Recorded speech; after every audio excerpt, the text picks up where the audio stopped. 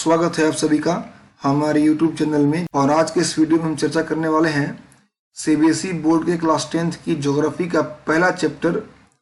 और इस चैप्टर पे हमने पहले भी एक और वीडियो बनाया था, ये उसका दूसरा पार्ट है।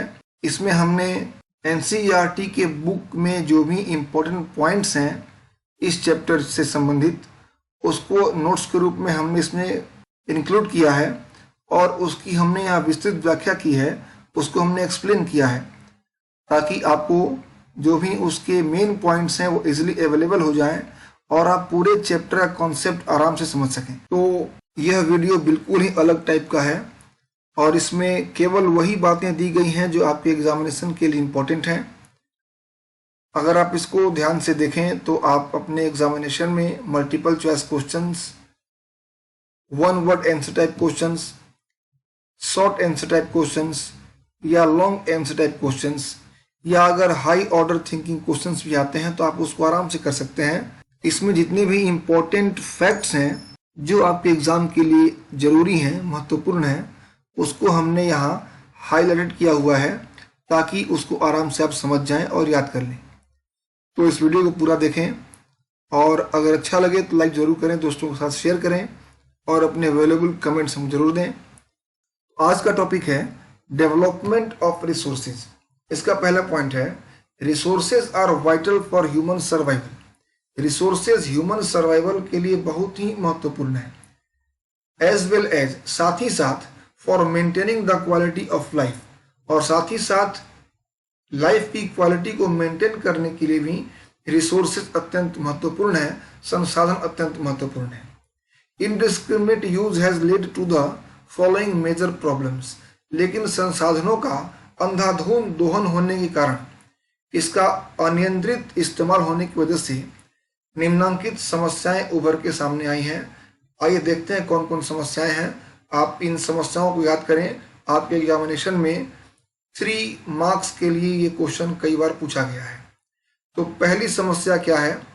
Depletion of resources for satisfying the greed of few individuals.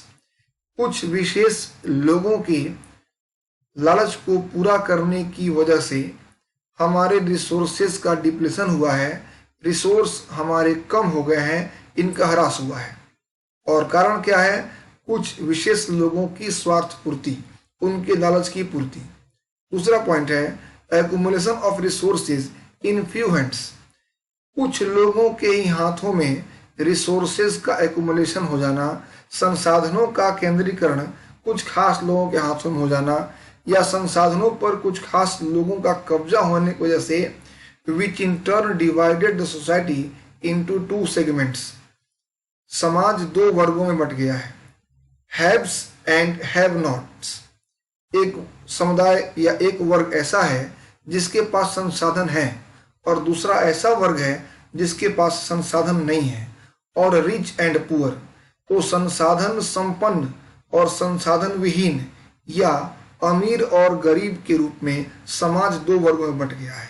जो थर्ड मेजर प्रॉब्लम है वो है indiscriminate exploitation of resources has led to global ecological crisis such as global warming, ozone layer depletion, environmental pollution and land degradation. Resources का indiscriminate exploitation होने के कारण, अंधाधुंध इसका शोषण होने के कारण कई ग्लोबल या भूमंडलीय या वैश्विक पारिस्थितिकीय समस्याएं भी उत्पन्न हो गई हैं, जैसे ग्लोबल वार्मिंग, भूमंडलीय ताप का बढ़ना, ओजोन लेयर डिप्लेशन, जो ओजोन लेयर हमारी रक्षा करती है अल्ट्रावायलेट किरणों से, उस ओजोन लेयर में भी डिप्लेशन हुआ है, उसमें भी ह्रास हुआ है, उसमें भी छेद हुआ है। इन्वायरमेंटल पोल्यूशन भी बढ़ा है और लैंड का डिग्रेडेशन भी हुआ है, जमीन के क्वालिटी में भी कमी आई है। नेक्स्ट पॉइंट है an equitable distribution of resources has become essential for a sustained quality of life and global peace. संसाधनों का एक समान न्यायोचित विभाजन अत्यंत ही आवश्यक हो गया है एक सस्टेन्ड क्वालिटी ऑफ लाइफ और ग्लोबल पीस को पाने के लिए। एक अच्छी क्वालिटी का जीवन और विश्व की शांति के लिए वैश्विक शांति के लिए यह आवश्यक हो गया है कि संसाधनों का डिस्ट्रीब्यूशन इक्विटेबल हो, उचित ढंग से हो, न्यायोचित हो। देयरफॉर इसलिए resource planning is essential for sustainable existence of all forms of life. इसीलिए जरूरी है कि रिसोर्सेज की प्लानिंग हो, संसाधनों का एक सही ढंग से नियोजन हो, ताकि इस धरती पर जितने भी जीवन के रूप हैं वो सभी बने रहें, उनका एग्जिस्टेंस हमेशा बना रहे। इसके लिए जरूरी है कि रिसोर्स की प्लानिंग ढंग से की जाए। Sustainable existence is a component of sustainable development. जो सस्टेनेबल एग्जिस्टेंस है, जो सतत अस्तित्व है, वह सस्टेनेबल डेवलपमेंट का हिस्सा है, सतत पोषणीय विकास का हिस्सा है। सस्टेनेबल एग्जिस्टेंस, सतत अस्तित्व। तीसरा पॉइंट है sustainable economic development means. Sustainable economic development की मीनिंग क्या होती है, ध्यान से सुनिएगा, आपके एग्जाम में ये प्रश्न पूछा गया है कई बार। Development should take place without damaging the environment. Development बिना पर्यावरण को नुकसान पहुंचाए होना चाहिए। जो डेवलपमेंट हो, जो विकास हो, वो बिना हमारे पर्यावरण को डैमेज किए हुए हो। And development in the present should not compromise with the needs of the future generation. और जो हमारा वर्तमान का विकास है, जो हमारा वर्तमान का डेवलपमेंट है, वो हमारे आने वाली पीढ़ी की आवश्यकताओं के कॉस्ट पे न हो। मतलब कि हम इस ढंग से विकास करें कि हमारे संसाधन हमारे आने वाली पीढ़ी को भी मिले। इस ढंग से संसाधनों का इस्तेमाल करें कि वो समाप्त न हो जाएं, बचे रहें, ताकि आने वाली पीढ़ी भी उसका इस्तेमाल कर सके। अब बात करें Rio de Janeiro Earth Summit 1992 की। नंबर पहला पॉइंट, इन जून 1992 में more than 100 heads of states met in Rio de Janeiro in Brazil for the first international Earth Summit. पहले अंतर्राष्ट्रीय पृथ्वी सम्मेलन के लिए 1992 के जून में 1992 के जून में 100 से ऊपर देशों के राष्ट्राध्यक्ष मिले ब्राजील के रियो डी जेनेरो में। The summit was convened for addressing urgent problems of environmental protection and socio-economic development at the global level। जो ये इंटरनेशनल अर्थ समिट हुई, यह खास करके बुलाई गई थी जो तत्कालीन समस्याएं थी इन्वायरमेंटल प्रोटेक्शन को लेकर के और सोशियो इकोनॉमिक डेवलपमेंट को लेकर के। तो पर्यावरण के सुरक्षा से संबंधित समस्याओं को हल करने के लिए और सामाजिक आर्थिक विकास की समस्याओं को दूर करने के लिए, उस पर चर्चा करने के लिए यह इंटरनेशनल अर्थ समिट बुलाई गई थी। दूसरा पॉइंट है the assembled leaders signed the declaration on global climatic change and biological diversity.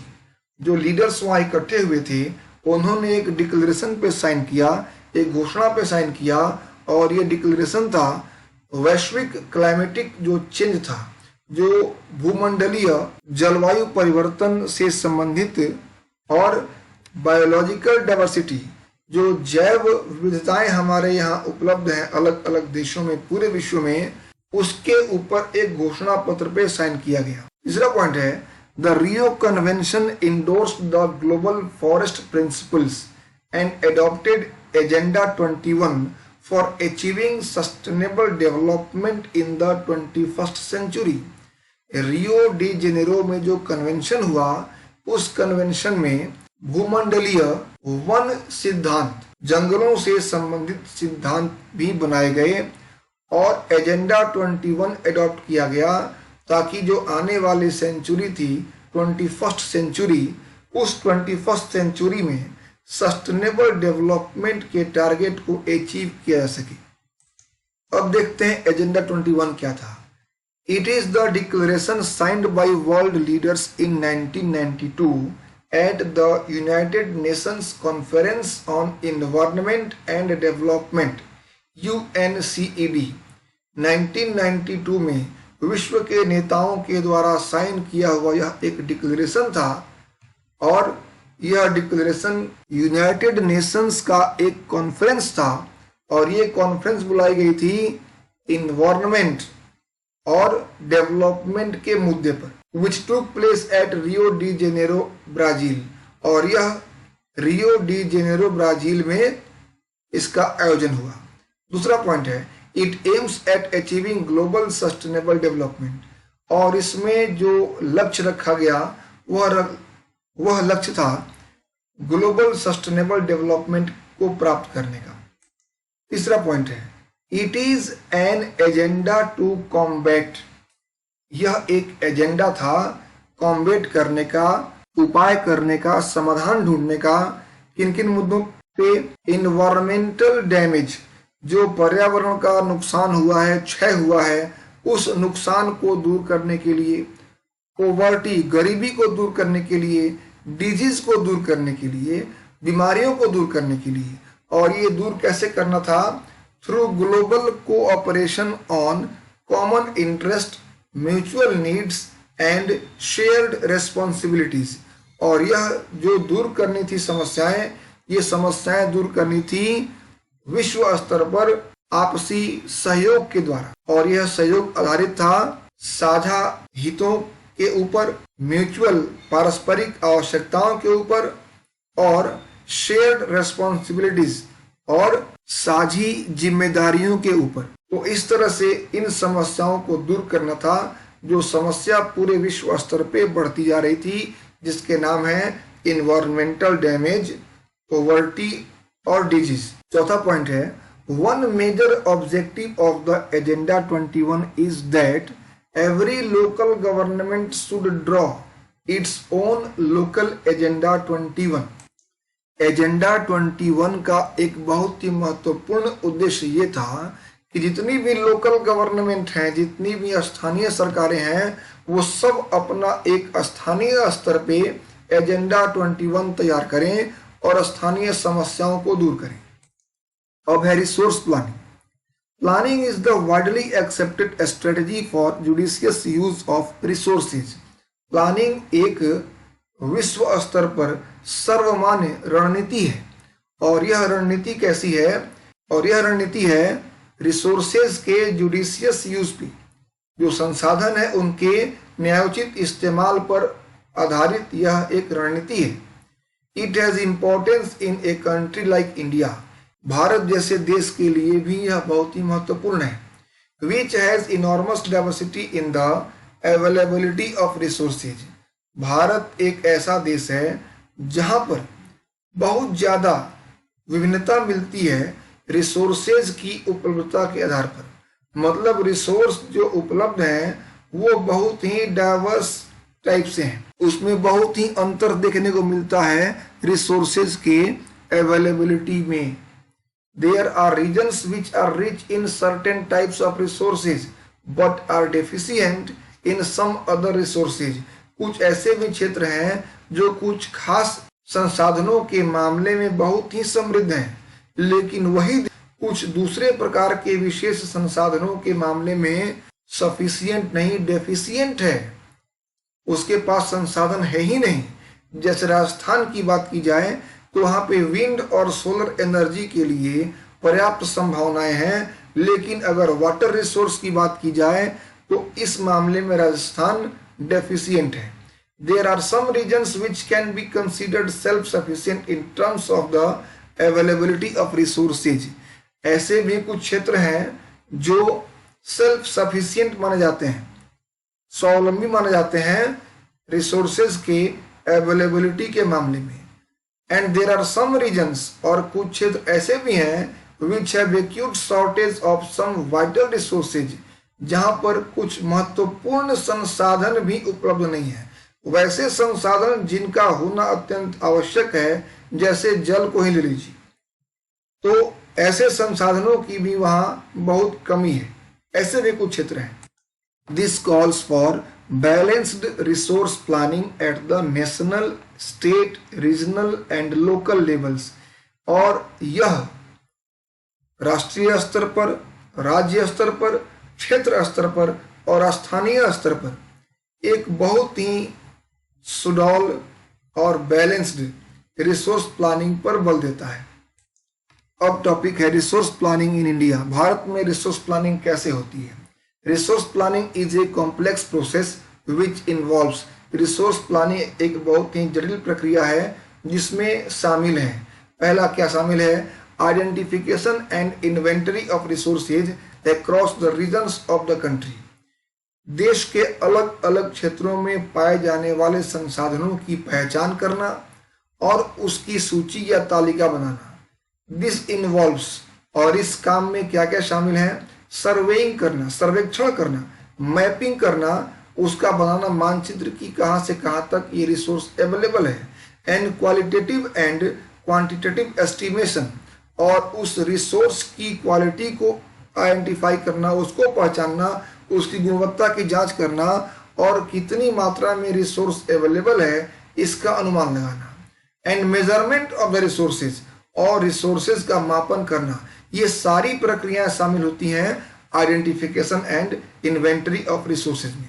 दूसरा क्या इसमें स्टेप आता है? Evolving a planning structure endured with appropriate technology, skill and institutional setup for implementing resource development plans. एक व्यापक योजना बनाना और योजना के अनुसार एप्रोप्रिएट टेक्नोलॉजी की व्यवस्था करना और स्किल की व्यवस्था करना और इंस्टीट्यूशनल सेटअप स्थापित करना, ताकि जो रिसोर्स प्लानिंग की गई है, जो रिसोर्स डेवलपमेंट का प्लान किया गया है, उसको इम्प्लीमेंट किया जा सके, उसको एक्सिक्यूट किया जा सके। इसका तीसरा स्टेप है matching the resource development plans with overall national development plans. Resource development plan को कुल जो देश का राष्ट्रीय डेवलपमेंट प्लान है, राष्ट्रीय विकास योजना है, उस योजना के साथ हमारे संसाधनों के विकास की योजना को मैच करना, उन दोनों के बीच एक तालमेल बनाना, यह जरूरी स्टेप्स हैं। तो आप इन तीनों स्टेप्स को याद कर लें, ये आपके एग्जाम में आते हैं। आपको लिखना होगा 3 नंबर के लिए, 3 मार्क्स के लिए क्वेश्चन एग्जाम में कई बार पूछा गया है। दूसरा पॉइंट है resources can contribute to development only when they are accompanied by appropriate technological development and institutional changes। जो रिसोर्सेज हैं वो देश के डेवलपमेंट में तभी मदद कर सकते हैं, योगदान दे सकते हैं, जब उनके साथ उपयुक्त प्रौद्योगिकी का विकास किया जाए और संस्थागत परिवर्तन लाया जाए। India has made concerted efforts for achieving the goals of resource planning right from the first 5-year plan launched after independence. Bharat ने बहुत ही ठोस कदम उठाए हैं, ठोस प्रयास किया है अपनी आज़ादी के बाद से ही। जब भारत में पहली बार पंचवर्षीय योजना शुरू की गई, 5-year प्लान पहला शुरू किया गया, उस फर्स्ट 5-year प्लान के साथ ही हमारा जो रिसोर्स प्लानिंग का गोल था उसको प्राप्त करने के लिए भारत की सरकार ने ठोस कदम उठाए हैं। नेक्स्ट पॉइंट है India has experienced all this in different phases of colonisation.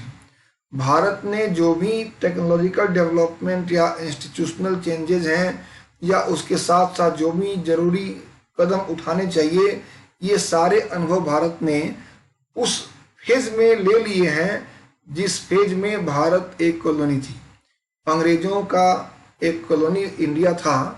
उसी समय हमारे देश के जो नेता थे या हमारे देश के जो उद्योगपति थे या हमारे जो देश के लीडर्स थे, उन सभी ने एक पर्याप्त अनुभव इससे गेन कर लिया था। देयरफॉर इसलिए इन इंडिया भारत में डेवलपमेंट इन जनरल, विकास सामान्यतया, and resource development in particular, और संसाधनों का विकास विशेषतया मुख्य रूप से does not only involve the availability of resources but also the technology, quality of human resources and the historical experiences of the people. इसलिए भारत में संसाधनों का विकास विशेष रूप से न केवल संसाधनों की उपलब्धता पर आधारित है, बल्कि भारत की जो प्रौद्योगिकी है भारत का जो मानव संसाधन है उसकी क्वालिटी, उसकी गुणवत्ता और हमारा जो ऐतिहासिक अनुभव है उस पर भी आधारित है।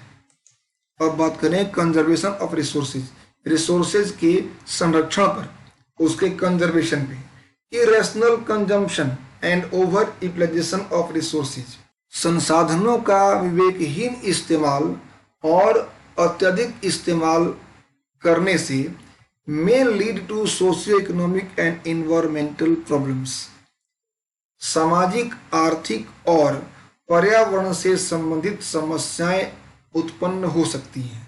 टू ओवरकम दिस प्रॉब्लम्स, इन समस्याओं पर विजय पाने के लिए resource conservation at various levels is important. अलग अलग लेवल्स पे रिसोर्सेज का कंजर्वेशन अत्यंत ही महत्वपूर्ण है। एक बहुत ही इंपॉर्टेंट पॉइंट आपको आगे मिलने वाला है, ध्यान सुनेंगे इसको। इस सेकेंड टॉपिक से आपके एग्जाम में हाई ऑर्डर थिंकिंग क्वेश्चन आता है कभी कभी। ये कहता है Gandhi ji was very apt in voicing his concern about resource conservation in these words.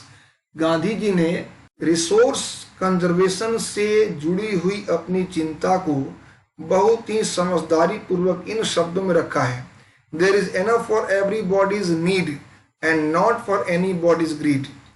प्रत्येक व्यक्ति की आवश्यकताओं की पूर्ति के लिए पर्याप्त उपलब्ध हैं संसाधन, लेकिन किसी एक व्यक्ति के लालच की पूर्ति के लिए संसाधन कम पड़ जाएंगे। He placed the greedy and selfish individuals and exploitative nature of modern technology as the root cause for resource depletion at the global level. उन्होंने, गांधी जी ने व्यक्ति के लालची और स्वार्थी स्वभाव तथा हमारी आधुनिक प्रौद्योगिकी के शोषक प्रवृत्ति को मुख्य कारण बताया है विश्व स्तर पर रिसोर्सेज के डिप्लेशन के लिए। संसाधनों की कमी के लिए महात्मा गांधी ने मुख्य रूप से व्यक्ति का लालची और स्वार्थी स्वभाव और हमारे आधुनिक तकनीकी का, हमारे आधुनिक प्रौद्योगिकी का शोषक स्वभाव बताया है। He was against mass production, वह व्यापक स्तर पर प्रोडक्शन के विरुद्ध थे। And wanted to replace it with the production by the masses, और वो चाहते थे कि उत्पादन अधिक से अधिक लोगों के द्वारा किया जाए, मतलब अधिक से अधिक लोग रोजगार प्राप्त करें और उत्पादन हो।